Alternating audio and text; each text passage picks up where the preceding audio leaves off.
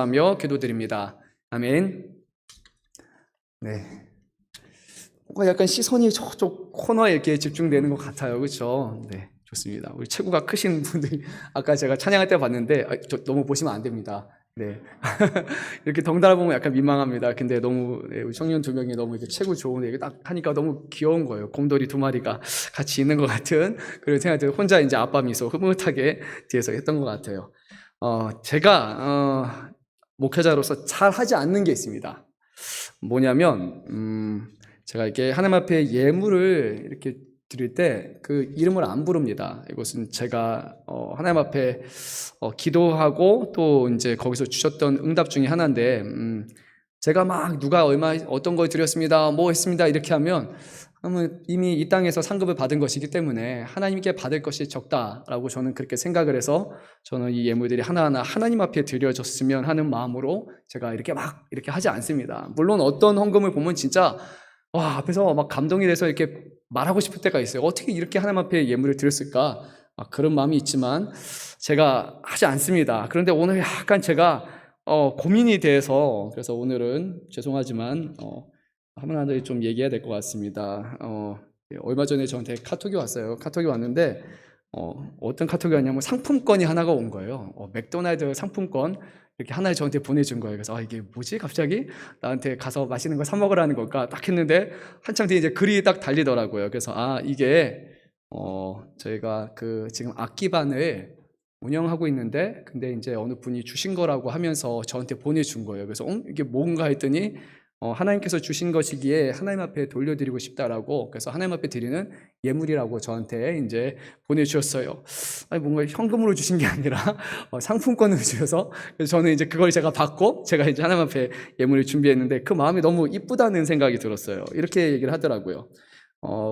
악기 초급반을 운영할 수 있는 기회와 그 마음을 주셔서 감사합니다라고 이렇게 저한테 톡을 보내왔는데 좀 항상 어리게 봤었는데 저는 이제 교회에서 오랫동안 봤으니까 근데 이런 고백을 할 수 있는가? 그래서 이렇게 봐서 상당히 컸구나라는 그런 생각을 하게 됐습니다. 너무 제가 뭐 청년만 편해서 칭찬하는 건 아니고 그런데 참 그 마음이 참 이쁘다라는 생각을 했습니다. 제가 이름은 얘기하지 않았습니다. 네.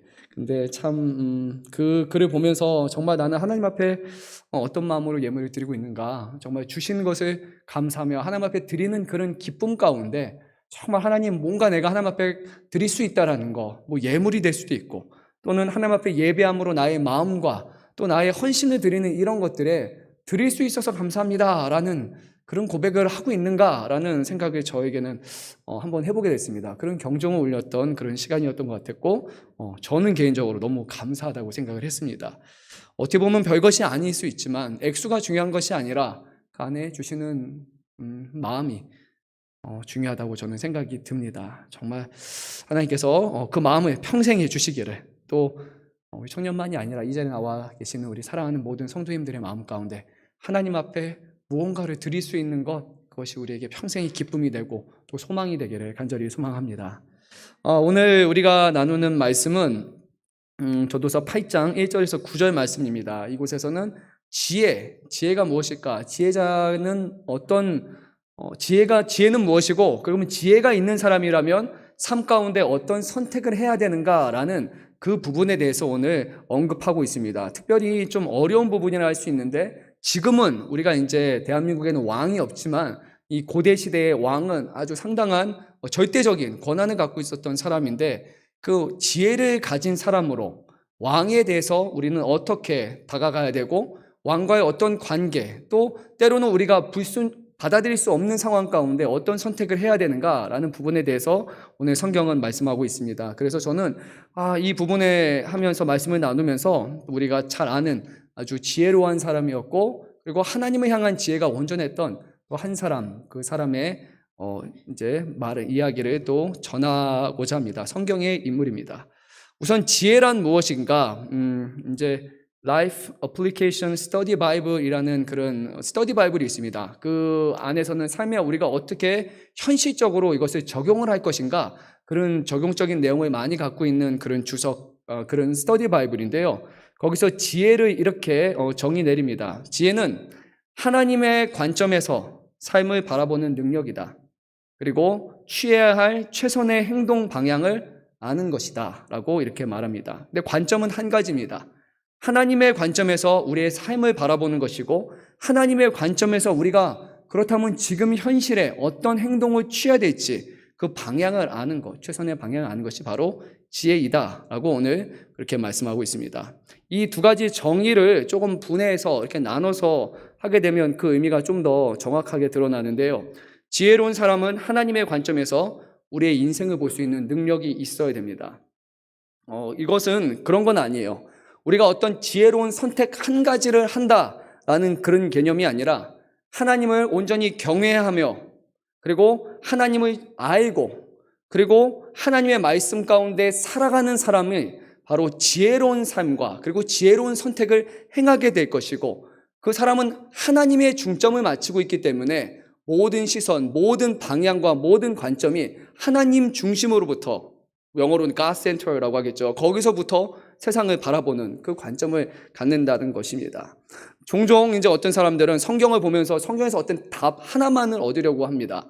그래서 막 읽다 보면 쪽집게처럼 이 문제에 대해서는 하나님이 이렇게 말씀하시니까, 또 이것은 저렇게 말씀하시니까 짜집기를 해서 어떤 성경 안에 있는 여러 가지 답변들을 하나하나 모아서 그 답을 추구하는 것이 아니라 성경에 처음부터 끝까지 펼쳐져 있는 하나님의 그 관점을 바라보고 그 안에서 우리의 삶을 바라보며 하나님을 경외하며 하나님을 알고 그리고 하나님의 말씀대로 살아가는 것, 그것이야말로 성경이 말하는 지혜, 그리고 그것을 행하는 사람이 지혜로운 사람이라고 그렇게 우리는 말할 수 있을 것입니다. 지혜로운 사람은 그래서 하나님의 기준으로 바라보기 때문에 하나님이 보시기에 가장 기뻐하시는 최선의 선택을 그는 행할 수 있다는 겁니다. 그런데 그것은 우리의 기준에서 보면은 분명 최선의 선택이 아닐 수가 있어요. 그럼에도 불구하고 이것은 하나님의 관점에서는 최고의 선택이고 최고의 지혜라고 말할 수 있습니다. 우리가 잘 아는 말씀이죠. 욥기서에서 욥이 참 고난 가운데 있지 않았습니까? 그가 자신의 가졌던 것을 다 잃어버리고 그리고 하나님을 원망할 수 있는 그런 상황이 맞이했지만 욥은 이렇게 말했죠. 주시는 이도 여호와시고 거두는 시도 여호와시니다 라고 말했습니다. 아니, 일반적인 사람들이 그렇게 할 수 있는 말은 분명히 아닐 겁니다. 왜 줬다가 뺏으십니까? 라는 게 우리가 할 수 있는 질문이겠죠. 차라리 주시지 마시지 왜 주시고 나중에 다 가져가십니까? 아니, 조금이라도 남겨놓으시지 자녀들도 가져가시고 모든 것 다 가져가시고 병까지 주십니까?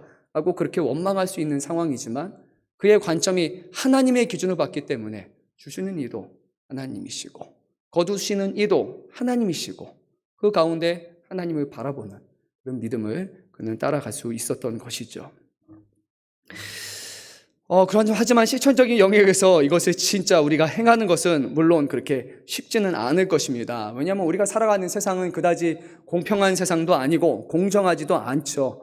우리가 각각 태어날 때부터 갖고 있는 어떤 재능도 다르고 권력도 다르고 부의 크기도 다르고 또 가족의 멤버에 따라서도 많은 것이 또 영향을 받기도 하고, 어떤 사람들은 태어날 때부터 너무 좋은 환경에서 태어나지만 어떤 사람은 그러하지 못하기 때문에 우리가 정말 하나님의 관점에서 보고 싶다라고 생각을 하지만 실제로 삶 가운데 그것을 택하는 것은 결코 쉬운 일이 아닐 것입니다. 그럼에도 불구하고 솔로몬은 그렇게 행하는 것이 바로 하나님을 경외하는 사람이고 하나님을 아는 사람이고 이런 사람이야말로 진실로 지혜로운 사람이다 라고 성경은 그렇게 말씀하고 있습니다. 우리 한번 본문 말씀 8장 1절 말씀을 한 목소리로 한번 읽도록 하겠습니다. 누가 지혜자와 같으며 누가 사물의 이치를 아는 자이냐? 사람의 지혜는 그의 얼굴에 광채가 나게 하나니 그의 얼굴에 사나운 것이 변하느니라. 지혜로운 사람은 무엇을 하느냐? 보니까 오늘 1절 말씀 시작에서 지혜로운 사람은 어떤 사물의 이치를 파악한다고 합니다. 지혜는 사물의 의미를 분석하고 해석하는 그런 역할을 분명히 합니다. 아이들이 이제 자주 질문을 합니다. 어렸을 때는 잘 질문을 안 하다가 아주 어릴 때는 크면서 이제 질문을 합니다. 근데 주로 이제 점점 크면 한 가지로 바뀌죠. Why? 왜? 라는 질문으로 바뀌게 되죠. 아이들은 상당히 호기심이 많습니다. 일어나는 현상에 대해서 왜 그런지 항상 알고 싶어 합니다. 어렸을 때는 이런 질문을 할 겁니다. 아빠, 왜 하늘이 파란색이에요? 바다는 왜 파란색이에요? 여기다가 우리가 과학적으로 얘기해서 한다고 답이 되지는 않겠죠. 그냥 파라니까 파란 거야 라고 그냥 때로는 그런 대답밖에 할 수 없겠죠. 왜 거북이는 등껍질이 있습니까? 뭐라고 답하시겠습니까? 사전 찾아가지고 보시겠습니까? 그런 눈에 보이는 현상에 대해서 아이들은 궁금해하고 질문을 합니다. 그러다가 이제 아이들이 커가면서 질문이 조금씩 바뀝니다. 차라리 이때는 괜찮습니다. 우주는 어디에서부터 시작됐습니까? 이런 질문을 갑자기 우리 아들, 딸이 한다고 생각해 보십시오. 뭐라고 말씀하시겠습니까? 쓸데없는 질문 하지 마. 이렇게 하시겠습니까? 공부나 해. 성경 봐. 이러겠습니까? 생명의 기원은 무엇입니까? 그리고 이제 좀 더 아이들이 커나가면서 철학적인 질문을 하죠. 내가 존재하는 이유가 뭡니까? 그리고 내가 사는 목적이 뭡니까? 라는 질문 앞에 부모님들은 무슨 대답을 하시겠습니까? 정말 성경적인 하나님의 관점에서 대답을 하실 준비가 되어 있으십니까? 또 이런 질문을 할 겁니다. 왜 무고한 사람들이 고통을 받습니까? 하나님이 살아계시다면 왜 선한 사람들이 고통을 받습니까? 왜 내가 사랑하는 사람들이 병에 걸립니까? 왜 사람은 꼭 죽어야 합니까? 또 우리의 삶이 힘들어지면 왜 직장 잘 다니고 있었는데 직장에서 이제 직장 잃어버리고 실직하게 됩니까? 나는 나름의 최선을 다해서 열심히 한다고 했는데 왜 그런 결과가 일어납니까? 열심히 사업을 했는데 왜 사업이 망하게 되었습니까? 과연 하나님의 뜻은 무엇입니까? 왜 하나님은 이러한 일들이 일어나도록 허락하셨습니까? 하나님을 사랑하는 사람에게 좋은 일들이 일어나게 해주셔야 될 텐데 왜 이렇게 불공정하게 보이는 일들을 우리에게 허락하십니까? 라는 질문을 분명히 자녀들이 하게 될 것이고 어쩌면 여러분들의 부모가 될 수도 있고 또 이제 남편, 아내 이런 여러분들이 그런 신앙적인 질문을 또 이제 할 수 있을 것입니다. 그 부분에 대해서 과연 우리는 어떻게 대답을 하시겠습니까? 목사님한테 와서 물어보는 것이 아니라 저와 여러분, 우리 각자가 하나님의 말씀을 통해서 이 문제에 대한 해답을 갖지 못한다면 우리는 자녀들에게 아무 말도 할 수 없을 것입니다. 그냥 누군가 말한 그 어떤 지식의 파편을 들고 와서 저 사람이 말하던데 이것이 이거더라 라고 누가 말하던데 이거더라 라고 말하는 것이 아니라 내가 그 가운데 하나님의 지혜를 구하고 하나님을 경외하며 하나님의 뜻대로 살아온 결과는 바로 이것이다. 내가 내 삶을 돌이켜보니까 하나님이 나를 창조하신 이유는 바로 이것이었다라고 과연 우리는 우리의 자녀들에게 또 우리의 사랑하는 사람들에게 그렇게 답을 할 준비가 되어 있습니까? 하나님의 지혜를 구한다는 것은 그냥 성경적인 지식을 많이 갖고 있는 것이 아니라 하나님의 관점으로 우리의 삶과 세상을 바라보는 것이고 나의 문제에 대해서 질문하고 그 안에서 답을 얻는 것이야말로 바로 이런 지혜가 있는 사람이라는 겁니다. 그래서 솔로몬, 오늘 전도서에서는 지혜자, 코헬렛이라고 불리는 이 사람은 끊임없이 자신의 삶에 대해서 질문합니다. 세상 가운데 일어나는 현상에 대해서 질문합니다. 왜 그렇습니까? 왜 이런 일이 일어납니까? 왜 이렇게 돼야 됩니까? 그리고 그 안에서 그는 하나하나 답을 발견하는 것입니다. 이 부분은 한번 여러분들이 서로 그 부분에 대해서 좀 더 고민을 가지고 한번 질문해 보면 좋을 것 같습니다. 오늘 지혜를 가진 사람, 세상을 그렇게 분석적으로 보고 그 안에서 답을 발견할 것이라고 말하고 더 나아가서 지혜 있는 사람에게는 어떤 얼굴에 표정의 변화가 있다라고 말합니다. 첫 번째 변화는 얼굴이 빛난다라고 오늘 성경은 그렇게 말하고 있습니다. 이것을 이제 원문의 문자적인 그 의미로 보게 되면 이제 파님 오일 아마 그 정도 되는 것 같습니다. 히브리어인데요. 이 용어 자체는 정말 해가 일출의 상황에서 그 밝은 태양의 그 빛이 얼굴에 쬐는 것 같은 그런 빛을 말하는 것입니다. 다른 말로 하면 정말 지혜가 있는 사람은 얼굴이 빛나고 태양빛같이 빛나고 영광스러운 그런 표정이 된다라는 것이죠. 불공정한 세상 그리고 얼굴이 찡그러질 만한 그런 애들이 수많은 그런 세상 가운데서도 정말 좌절하고 절망 가운데 있는 것이 아니라 그 가운데서도 얼굴이 빛이 날 수 있는 것, 그것은 바로 하나님을 경외하는 사람은 하나님의 뜻과 계획을 믿기 때문에, 하나님이 선하심을 믿기 때문에 주어진 환경에도 다시 하나님을 바라보기 때문에 그렇게 된다고 오늘 성경은 말하고 있습니다. 우리가 잘 아는 대로 예수님께서 변화산에서 외형적으로 변화되셨던 말씀을 성경은 기록하고 있죠. 마태복음 17장 2절 말씀을 보게 되면 이렇게 성경이 기록합니다. 그들 앞에서 변형되사 그 얼굴이 해같이 빛나며 옷이 빛과 같이 희어졌더라. 이 말씀을 그냥 우리가 본다면 예수님의 외모가 그냥 뭔가 광채가 나게 되었다, 하나님의 영광의 빛이 되었다 라고 그렇게 우리는 생각할 수 있지만, 오늘 말씀과 연결해서 본다면 바로 예수님께서 하나님 앞에 기도하는 중에 하나님이 주시는 그 지혜를 거기서 깨닫고 하나님의 뜻으로 세상을 분별하는 그 하나님의 뜻을 깨닫게 되셨다라는 말씀으로 우리는 볼 수 있을 것입니다.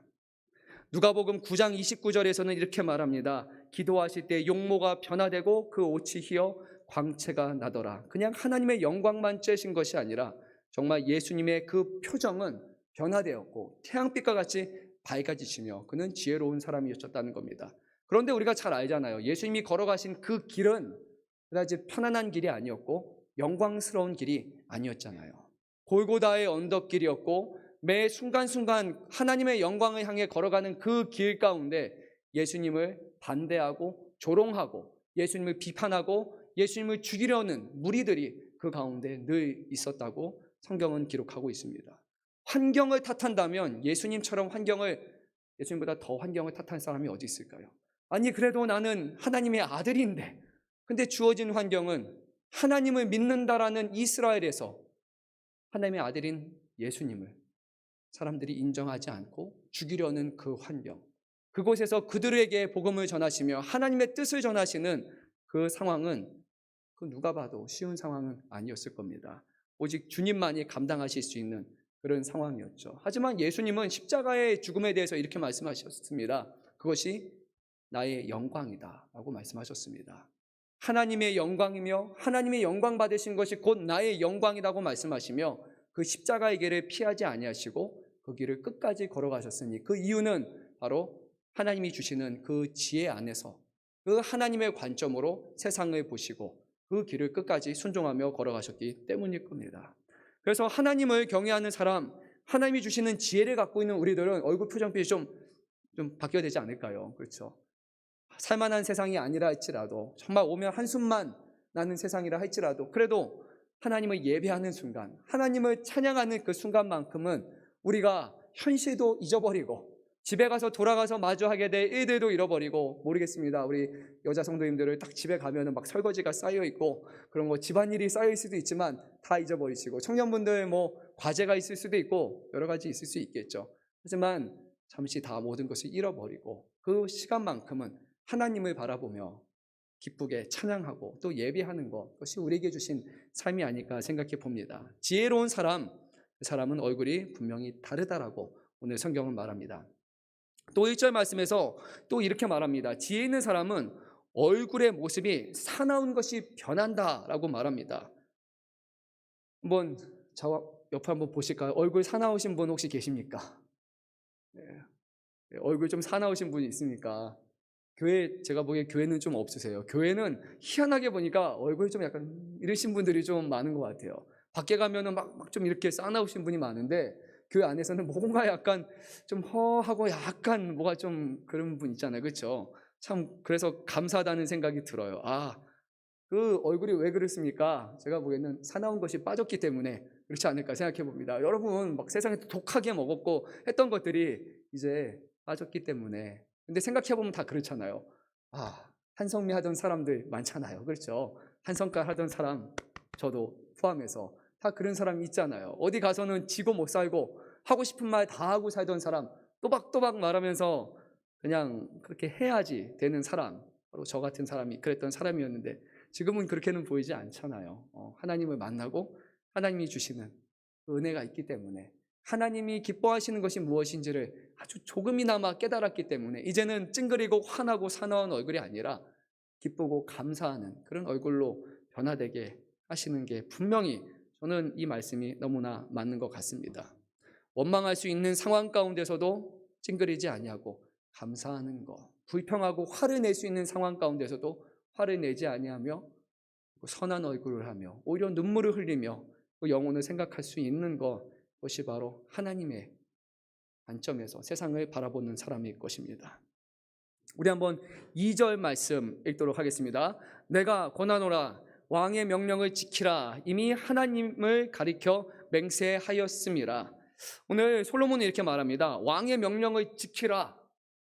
그런데 뒤에 하나 조건절이 붙는 것 같습니다. 이미 하나님을 가리켜 맹세하였음이니라. 그러니까 다른 말로 하면 우리가 왕에게 또는 어떤 권위에 대해서 그 명령을 따르며 순응하는 것은 오직 하나님과의 관계 속에서 그것이 허락될 때에만 우리가 그 뜻에 따라야 한다라는 말씀으로 우리는 볼 수 있습니다. 그냥 말씀이 내가 권하노라 왕의 명령을 지키라 라면 권위에 복종하라 라는 말이 되지만 하나님을 가리켜 맹세하였음이라 하는 말은 이것이 하나님이 우리에게 주신 것이기 때문에 하나님의 뜻 가운데 있는 것이기에 우리가 하나님 안에서 왕에게 왕에 복종하는 것이죠. 로마서 13장에서도 사도 바울도 그렇게 말하지 않습니까? 권위에 복종해야 되지만 결국에 그 권위 위에 계신 분이 하나님이시라는 것을 인정하는 속에서 그 가운데 권위에 순응하는 삶을 살아가는 것이 맞다는 겁니다. 그냥 눈앞에 있는 사람이 대단한 사람이어서 힘이 있는 사람이어서 그냥 모든 거 시키는 대로 다 하는 그런 삶이 아니라 그런 것이라 할지라도 그렇게 요구한다 할지라도 거기서 하나님을 경외함 속에서 하나님의 우선되는 선택을 하는 것이 가장 중요한 것입니다.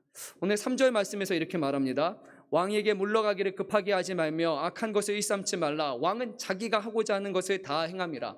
왕 앞에서 조심해야 된다는 겁니다. 왕에게는 하고 싶은 대로 할 수 있는 능력이 있다는 겁니다. 또한 4절 말씀에서 왕의 말은 권능이 있으니 누가 그에게 이르기를 왕께서 무엇을 하시나이까 할 수 있나이까. 왕이 얼마나 권위가 있는지 왕이시여 무슨 일 하십니까? 왜 그러십니까? 라고 누가 왕 앞에서 질문할 수 있겠습니까? 해를 볼 수 있기 때문에 그것을 함부로 질문할 수 없을 것이죠. 그런데 5절에서 이렇게 말씀합니다. 명령을 지키는 자는 불행을 알지 못하리라. 그래서 왕의 명령을 지키기만 한다면 분명히 불행은 없을 것입니다. 시키는 대로만 잘하면 되니까요. 그런데 하나님을 믿는 사람, 하나님을 경외하는 사람은 그렇게 행동할 수가 없다는 겁니다. 그래서 이렇게 말씀합니다. 지혜자의 마음은 때와 판단을 분별하니 하나님이 원하시는 때와 그리고 하나님이 원하시는 방법으로 결국 우리가 택해야 될 때가 올 것이고 그리고 6절 말씀에서 무엇이든지 때와 판단이 있으므로 사람에게 임하는 화가 심함이니라. 우리가 왕에 대해서 왕의 뜻에 때로는 반대한다면 그런 결정을 내린다면 그런 화가 있을 수 있다는 것을 염두하면서 결국 그 안에서 하나님의 지혜를 구하며 하나님을 경외하는 선택을 해야 된다는 말씀입니다. 사람이 장래를 알지 못하나니 장래를 가르칠 자가 누구냐. 왕의 뜻대로 살았더니 잘 될 수도 있고 아니면 왕의 뜻대로 살지 않고 하나님을 경외했더니 하나님께서 그의 앞길을 책임져 주시는 이들 과연 누가 그것을 알 수 있을까요? 끝에 가야지만 우리는 알 수 있을 것입니다. 이 말씀에 가장 적합한 인물은 우리가 너무나 잘 아는 말씀이죠. 다니엘이라는 사람의 그의 삶과 그의 선택을 보게 되면 오늘 말씀에 정확하게 해당하는 인물이 바로 이 다니엘이라는 것을 우리는 알 수 있을 것입니다. 다니엘서 6장의 말씀을 제가 여러분께 조금 이야기처럼 들려드리겠습니다. 다니엘 6장 말씀을 보게 되면 그 당시에 새로운 왕이 하나 이제 세워집니다. 다리오 왕이라고 하죠. 그는 원래 메데 바사 지역의 왕이었죠. 정확하게는 메데 왕이었고 그는 바사라고 하는 페르시아와 연합을 해서 같이 해서 이제 두 개를 같이 다스리는 자가 돼서 이제 바벨론을 점령하게 됩니다. 그리고 나서 새로운 정치판을 깔기 시작합니다. 고관 120명을 이제 나라에 세웁니다. 자기의 방식으로 자기가 원하는 사람들을 세워서 전국을 통치하게 됩니다. 120명의 고관이 있고 너무 많잖아요. 그 위에 다스리는 3명의 총리를 두었는데 그 중에 한 명이 바로 다니엘이었습니다. 아마 여러 가지 정치적인 이유가 있었을 겁니다. 그 나라 자체가 단일 민족이 아니라 여러 민족들이 같이 살아가고 있는 곳이었기 때문에 그래도 이 지역에는 이스라엘 사람들, 유대인들이 있었기 때문에 유대인 사람 중에 한 명인 총리를 세우는 것은 어떤 민족의 다양성을 위해서 아마 그가 전략적으로 택한 것으로 우리는 생각해 볼 수 있습니다. 그런데 그 총리를 세웠는데 이 다니엘은 다른 사람들보다 훨씬 지혜로운 사람이었습니다. 그래서 보니까 생각보다 너무 괜찮은 사람이어서 결국에 왕이 그 전국을 다 이 총리인 다니엘을 통해서 다스리도록 했습니다. 그런데 다니엘이 어디 출신이라고요? 유대인, 다윗의 후손, 유다 자손의 그런 별 볼 일 없는 그런 나라의 포로로 잡혀온 그냥 다니엘이라는 사람이었습니다. 근데 그런 사람이 그 나라의 왕 바로 아래 되는 둘째 되는 사람이라면 정작 그 나라의 전통적인 힘 있는 사람이 그 사람을 과연 인정해 줄까요? 그렇지 않죠. 잘 알다시피 권력, 정치라는 것은 결국 연줄이 있어야 되지 않습니까? 뭐 혈연, 질연, 학연 뭐 여러 가지 얘기를 하잖아요. 그런 끈과 그런 게 없다라면 이런 자그마한 총동네의 사람을 그렇게 달가워하지 않았던 것입니다. 그래서 결국 총리들과 고관들이 이제 왕에게 나아가서 한 가지 음모라고 할 수 있는 그들의 지혜를 발휘합니다. 이렇게 얘기를 합니다. 왕이시여 왕이시여 우리에게 한 가지 법령을 만들기 원합니다. 그 법령은 이제 앞으로 30일 동안 다리오 왕 외 다른 신이나 어떤 사람에게는 그 이름으로 간구하는 것, 그렇게 기도하는 것을 하지 않고 혹여라도 발견된다면 그 사람을 바로 잡아서 사자굴에 넣는 것, 그것을 이제 법령으로 내리기 원합니다 라고 하죠. 왕이 보기에는 괜찮은 겁니다. 이제 새롭게 왕권이 새로 이제 세워졌고 그리고 자기 중심으로 가는 것이 분명히 옳은 것이니까요. 그래서 그것을 허락을 합니다.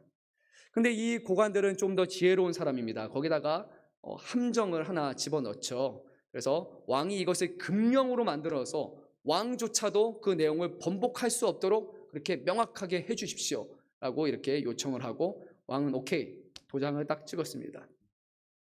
그런데 다니엘은 잘 아는 대로 하루에 3번씩 예루살렘을 향해서 기도하는 사람이었습니다. 그는 그냥 골방에 조용히 들어가서 기도하는 것이 아니라 높은 곳에 올라가서 창문을 열고서 그곳에서 예루살렘을 향해서 늘 기도했던 사람이었죠. 그러면 이 어려운 상황 가운데 지혜로운 사람 다니엘은 어떻게 이 위기를 돌파했을까요? 오늘 말씀을 보니까 이렇게 기록합니다. 다니엘이 이 조서에 왕의 도장이 찍힌 것을 알고도 자기 집에 돌아가서는 윗방에 올라가 예루살렘으로 향한 창문을 열고 전에 하던 대로 하루 3번씩 무릎을 꿇고 기도하며 그의 하나님께 감사하였더라. 다니엘은 기도를 했는데 하지 않았던 기도를 한 것이 아닙니다. 그가 늘 해왔던 대로 하나님 앞에 하루에 3번씩 그가 하나님 앞에 기도했던 그대로 그는 변함없이 행했다는 것입니다. 왕에게 그 금령이 내려온 것을 알았지만 그 일을 행할 때 자기가 닥칠 어려움을 너무나 잘 알았지만 금령이 있기 때문에 바꿀 수도 없고 정말 사자굴에 들어갈 것이라는 것도 그는 당연히 알았지만 그럼에도 불구하고 어디 몰래 들어가서 하나님 제가 3번 하긴 하겠는데 사람들 몰래 하겠습니다. 좀 위험한 상황이잖아요. 지금은 피하는 상황이잖아요. 이게 지혜로운 거잖아요. 그래서 그렇게 행하지 않았습니다. 하던 대로 그대로 그는 하나님 앞에 기도를 했습니다. 왜 모르겠습니까? 가장 지혜로운 사람이었는데 다 알았습니다.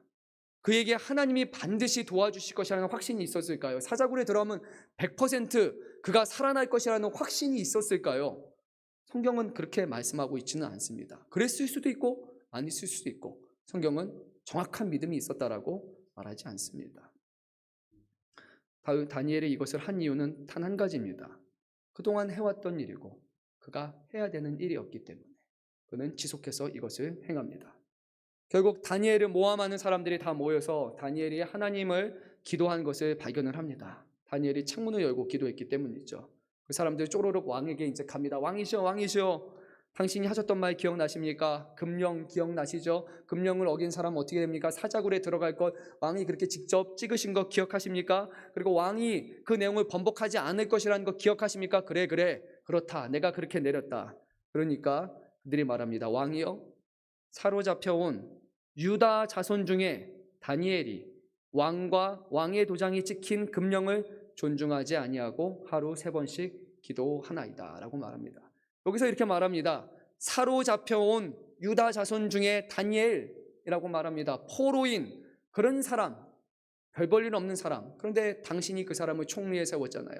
그런데 그 사람이 금령을 어겼습니다. 어떻게 하시겠습니까? 물어봅니다. 왕의 반응 기억나십니까? 뭐 어쩔 수 없이 이렇게 말합니까? 우리 어렸을 때 교회 다니면서 성경학교 때 뭐 아니면 본과 때 배웠던 내용 한번 다시 상기시켜 보십시오. 왕이 이렇게 말합니다. 심히 근심하여 다니엘을 구원하려고 마음을 쓰며 그를 건져내려고 힘을 다하다가 결국 해가 지고 말았다라고 말합니다. 왕이 할 수 있는 최선을 다해서 어떻게 하면 이 사람을 살려낼 수 있을까? 어떻게 해야 될까? 왕이 그 마음을 다 쏟고 있습니다. 아니 정작 다니엘은 지금 왕의 명령을 듣지 않았는데 그럼에도 불구하고 왕은 다니엘을 위하고 있다는 겁니다. 그런데 아무런 방편이 없었습니다. 왕은 결국 명령을 내렸고 다니엘을 끌어다가 사자굴에 던져놓고 그리고 이제 돌을 다시 이렇게 굴려서 그 입구를 완전히 다 막아버렸습니다. 왕이 다니엘에게 말합니다. 내가 항상 섬기는 너의 하나님이 너를 구원하시리라. 그것은 왕이 할 수 있는 유일한 바람이었습니다. 금령이었기 때문에 자기조차 아무것도 할 수 없었으니까 하나님이 네가 섬기는 하나님이 너를 계신다면 그 하나님이 너를 구원하시기를 원하노라 하는 이런 간구였죠. 다니엘이 들어가서 돌이 이제 결국 어기를 막았습니다. 그리고 왕이 안절부절하기 시작을 합니다. 다니엘은 정말 유능한 인물이었고 그리고 새로 국정을 시작하는 데 있어서 유대인들과 척을 져서는 좋을 게 없기 때문이죠. 기껏 세워놓은 국무총리가 죽게 되면 유대인들의 어떤 반발이 분명히 있지 않겠습니까? 왕은 궁전에 돌아가서 그날 밤 뜬 눈으로 지새웠고 결국 먹지도 않고 마시지도 않았고 어떠한 자신을 위한 오락이나 즐거움도 하지 않은 채 그냥 그렇게 하루를 괴롭게 보냈다라고 성경이 말합니다. 그리고 이튿날 새벽 일찍 급하게 일어나 왕이 사자굴로 달려갔습니다. 그리고 왕이 굴에 도착한 다음에 말한 것이 아니라 굴에 가까이 이르러서 근처에 거의 다 오면서 이미 마음이 급해서 그가 슬피 소리 질러서 다니엘에게 이렇게 물어봤습니다.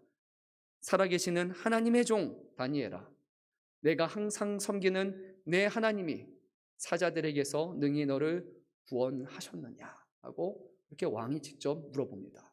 이 질문이 너무 놀랍지 않습니까? 나의 종이라고 물어본 것이 아니라 나의 신하라고 물어본 것이 아니라 다리오 왕은 이렇게 말합니다. 살아계시는 하나님의 종 다니엘아 하고 말합니다. 다니엘이 어떤 삶을 살았는지 이 말씀에서 느껴지잖아요. 그는 하나님을 경외하고 하나님만 바라보는 사람이었고 하나님의 종처럼 오직 하나님을 향한 그 마음 하나만으로 진실되게 살아온 사람이었던 겁니다. 이방의 왕이 말할 정도로 그런 사람이었습니다. 내가 항상 섬기는 내 하나님이라고 그렇게 왕은 말했습니다. 그 하나님이 사자들에게서 능히 너를 구원하셨느냐. 그때 다니엘이 대답을 합니다. 살아있었습니다. 왕이여 원하건대 왕은 만수무강하옵소서. 다니엘은 왕에 대해서 부정적으로 말하지 않습니다. 왕에 대해서 왕이여 왜 나를 이곳에 사자굴에 넣어서 나를 이렇게 만들었습니까? 왜 나를 이렇게 고난 가운데 넣었습니까? 왕에 대해서 어떤 불평과 그런 토론은 하나도 하지 않습니다. 그는 왕의 만수무강하옵소서라고 건강과 안녕을 오히려 빕니다. 저라면 아마 그러지 못했을 것 같아요. 하나님 보시죠. 나 살아있는데 지금 어떻게 이렇게 할 수 있습니까? 아마 한 소리 할 수도 있었겠지만 다니엘은 그러지 않습니다. 나의 하나님이 이미 그의 천사들을 보내어 사자들의 입을 봉하셨으므로 사자들이 나를 상해하지 못하옵사오니 이는 나의 무죄함이 그 앞에 명백함이 오며 또 왕이여 나는 왕에게도 해를 끼치지 아니하였나이다. 다니엘의 고백은 이것입니다. 지금 내가 사자굴에 들어갔지만 내가 믿는 것은 이것입니다. 내가 하나님 앞에서도 범죄한 것이 없고 왕 앞에서도 범죄한 것이 하나도 없습니다. 그렇기에 하나님께서 나를 구원하실 줄을 믿습니다 하고 그는 고백한 것입니다. 하나님 앞에 범죄하지 않고 왕 앞에서도 범죄하지 않는 무죄한 삶을 살았기에 내가 믿고 섬기는 그 하나님은 하나님을 경외하고 무죄한 사람에게 해와 벌을 하시지 않는 하나님을 믿었기에는 그렇게 고백을 할 수 있었던 것입니다. 우리는 어떻습니까? 갑작스러운 제가 물음이 될 수도 있겠지만 정말 하나님 앞에 이런 고백을 우리는 하고 계십니까? 할 준비가 되셨습니까? 어떤 문제를 선택함에 있어서 하나님 보시기에 온전한 것, 하나님 보시기에 죄가 없는 것, 하나님, 저는 하나님 앞에 꺼리낌이 없습니다. 이것은 하나님 앞에 옳은 것이기 때문에 저는 그 일을 택했습니다. 그리고 왕에게도 잘못한 것이 없습니다. 왕을 해하고자 한 것도 하나도 없습니다. 악한 마음을 품은 것도 없습니다. 단지 왕 위에 계시는 권위인 하나님을 신뢰하고 저는 그 길을 택했을 뿐입니다. 하고 그는 이렇게 말했던 것입니다. 다니엘서 6장 22절에 대해서는 다니엘의 몸이 조금도 상하지 않은 이유를 이렇게 말씀합니다.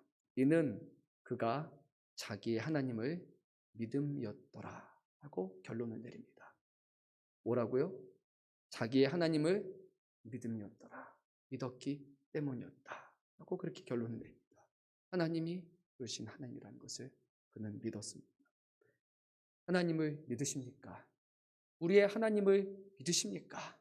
하나님 앞에 온전하게 살아가는 사람, 하나님 앞에 죄 없이 하나님의 뜻 가운데 살아가는 사람에게 하나님이 해를 주시지 아니하고 그를 살리시고 그를 붙들어 주신다는 확신을 가지고 그 하나님을 믿으며 살아가십니까?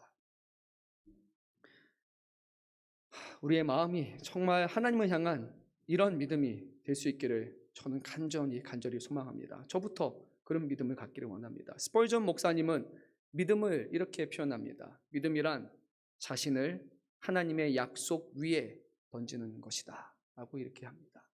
하나님의 약속, 하나님의 언약, 하나님을 신뢰함으로 내 자신을 그곳에 던지는 것입니다. 그러면 하나님은 그의 인생을 붙들어 주신다라고 성경은 말씀하고 있습니다. 그렇지 못하는 이유는 우리가 하나님을 신뢰하지 않기 때문일 것입니다. 하나님을 이 정도는 신뢰하지만 이 정도의 영역을 넘어가게 되면 이것은 하나님이 하시는 것이 아닐까 하는 그런 의심과 그런 고민을 우리 하기 시작합니다. 시일이 너무 조급하고 시일이 이미 넘어갔기 때문에 이것은 더 이상 안 된다, 불가능하다라고 우리가 생각하며 하나님을 의심하고 있지 않습니까? 다니엘은 사자굴에 들어갔음에도 불구하고 그곳에서도 원망하지 않았고 하나님을 향한 믿음을 끝까지 지켰습니다. 오늘 우리 시대, 지금 우리가 살아가는 이 시대, 그리고 이 자리에 있는 우리 청년분들, 특별히 우리가 다니엘의 모습을 돌아봐야 할 것입니다. 우리는 너무 신앙생활함에 있어서도 그런 것 같아요. 제가 비교하는 건 뭐하지만 저희 부모님 세대의 모습과 저의 세대, 그리고 우리의 세대, 청년분의 세대와 저하고 세대가 비슷하다고 저는 생각을 해요. 저도 마음으로는 나이가 비슷하다고 생각을 하는데 부모님의 세대는 정말 장점이 하나 있습니다. 어떤 장점이냐면 욕심이 있어요. 신앙에 대한 욕심과 사무침이라고 해야 될까요? 정말 그 사모함과 간절함이 다릅니다.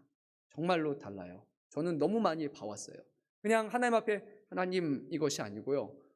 그냥 안 다닌 사람이 보면 정신 나간 사람이고 미친 사람이 하는 것처럼 정말 막 거기서 소리 질러가며 뒹굴뒹굴 하면서 안 믿는 사람들 보면 정말 시험될 만한 그런 모습일 수도 있지만 하나님 앞에 그렇게 부르짖으며 나아가는 믿음이 분명히 있어요. 저는 우리 청년 세대 너무 좋아해요. 청년 세대는 정말 똑똑하고 지혜롭고 그리고 다른 사람한테 해를 끼치지 아니하며 너무나 선한 영향을 많이 끼치기 때문에 저는 너무 좋아하고 너무 사랑해요. 하지만 우리 세대에게 하나 필요한 것은 하나님을 향한 갈급함이에요. 하나님을 향한 절실함, 하나님을 향한 부르짖음, 하나님을 향한 온전한 신뢰함이 때로는 우리에게, 저에게 부족하지 않나 생각해 봅니다. 혹시 하나님을 향한 그 마음을 가지고 간절함을 가지고 밤새서 울부짖으면서 소리 질러가며 기도해 보신 분이 있습니까? 장년분들 중에는 손은 안 들겠지만 있을 거예요. 그렇죠? 있다고 저는 믿습니다. 그렇죠? 그런데 저 같은 사람도 그렇고 그냥 우리의 마음이 좀 이렇게 되는 것 같아요. 하나님 하고 저도 절실히 부르짖던 시간들이 많이 있지만 어느샌가 하나님의 뜻이 아닌가 보다. 그래, 그냥 하나님이 그냥 이 정도면 나는 할 만큼 한 것 같고 그냥 하나님이 알아서 행해 주시겠지라는 그냥 현실과 타협하는 그런 신앙의 모습이 어느 순간 제 안에도 이렇게 깊게 자리 잡고 있는 것 같아요. 정말 하나님 앞에 목숨을 다해가며 부르짖어가며 하나님, 야곱의 진짜 씨름하듯이 환도뼈가 나갈 때까지 씨름하듯이 주님이 안 들어주시면 저 그냥 죽겠습니다. 이런 마음 가지고 주님이 가라고 하면 가고 아니면 저 죽을게요. 뭐 아니면 돕니다라는 그런 하나님 앞에 헌신과 온전한 신뢰와 믿음이 어느샌가 사라지고 그냥 이 정도면 괜찮은 것 같고 이 정도면 좀 점잖고 괜찮은 보기에 좋아 보이는 그런 신앙, 그런 모습으로 스스로를 포장하며 있다라는 생각이 들었습니다. 정말 우리가 하나님 앞에 우리 현실을 문제놓고 그렇게 부르짖어가며 그렇게 간절히 금식하고 밤새워가며 철야를 세워가며 기도했던 때가 과연 언제입니까? 철야 기도회를 만들어야만 기도하는 것이 아니라 정말 집에서든 교회에서든 조용한 곳에 하나님을 만나고 싶어서 하나님 앞에 부르짖어 가면서 간구했던 때가 과연 언제입니까? 정말 하나님 앞에 그 믿음, 스펄전 목사님 말한 것 같이 언약 위에, 약속 위에 우리 자신을 온전히 던지는 그런 믿음이 지금 우리에게 필요한 때인 것 같습니다. 지혜로운 사람은 그런 사람일 것입니다. 세상의 방식으로, 세상의 어떤 지혜로 이렇게 하면 되겠다라고 생각해서 그 길을 그냥 걸어가는 사람이 아니라 하나님밖에 없습니다. 하나님만 믿겠습니다. 하나님이 아니면 아니고 하나님이 맞으면 맞습니다라는 여지를 두지 않는 하나님을 향한 온전하고 절대적인 신앙, 그것이 오늘 다니엘이 우리에게 다시 한번 보여준 신앙이고, 하나님은 이 다니엘에 대한 믿음의 삶을 오늘 우리에게 성경으로 기록하여 주시사 이것이 내가 원하는 하나님의 자녀된 모습이라고 오늘 우리에게 보여주시고 가르쳐주고 계십니다. 이 말씀 앞에 하나님 아직은 때가 아닙니다 라고 반응하는 것이 아니라, 하나님 다니엘은 특별한 사람입니다 라고 말하는 것이 아니라, 하나님 저도 그런 사람이 될 수 있을까요? 저도 다니엘과 같이 하나님을 향한 온전한 믿음의 사람 될 수 있을까요? 하나님만을 두려워하는 사람, 하나님을 섬기는 하나님의 종이라고 하나님을 믿지 않는 왕에게 불릴만한 그런 믿음의 사람이 될 수 있을까요? 라고 오늘 하나님 앞에 우리 자신을 던져가면서 우리에게 믿음을 달라고, 주님을 더 만나기를 원한다라고 이렇게 우리가 기도하고 또 나아가기를 간절히 소망합니다. 사랑하는 우리 금천야목교회 모든 성도님에게 정말 하나님의 살아계심을 우리가 경험하고 하나님이 택하시고 하나님이 쓰시는 정말 그런 귀한 하나님의 자녀 한 사람 한 사람으로 우리의 삶이 변화되고, 정말 그 모습을 서로가 보고 서로 놀라워하면서 서로 하나님을 찬양하는 그런 일들이 우리 교회 가운데 넘쳐나기를 간절히 소망합니다. 시간 우리 함께 찬송 한 곡 부르고 기도하는 시간을 갖도록 하겠습니다. 주님 뜻대로 살기로 했네. 우리 함께